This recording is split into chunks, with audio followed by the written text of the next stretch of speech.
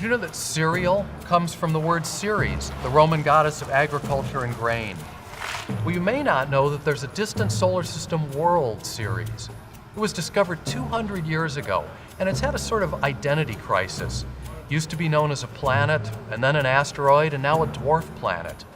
Well, whatever you call it, Dawn, with its xenon ion propulsion system, is about to call it home.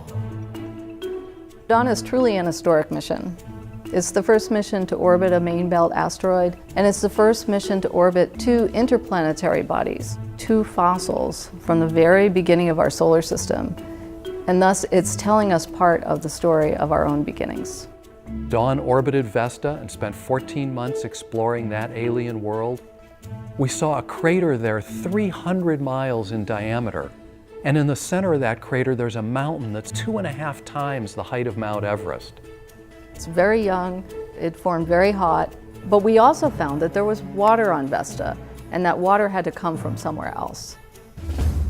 And now we're on the verge of exploring an even larger alien world, Ceres. Thanks to Dawn's unique ion propulsion system, it has a different way of going into orbit around Ceres from what we're used to.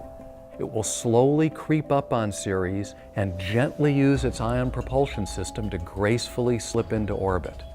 Dawn is going to be revealing to us this mysterious world that for more than 2 centuries has just been a faint smudge of light amidst the stars. We're now getting pictures that are better than the best we'd ever had before.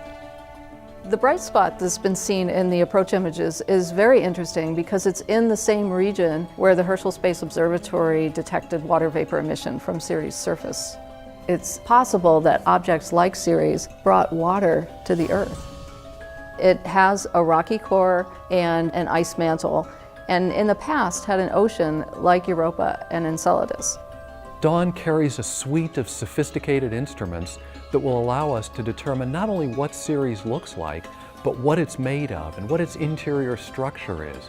So we're going to learn about the geology and the chemistry, what minerals are on Ceres, all about the nature of this world, and it's like a time capsule from the dawn of the solar system. Dawn's legacy extends beyond a good breakfast. And who knows what surprises we're going to find at Ceres. I love the smell of xenon in the morning.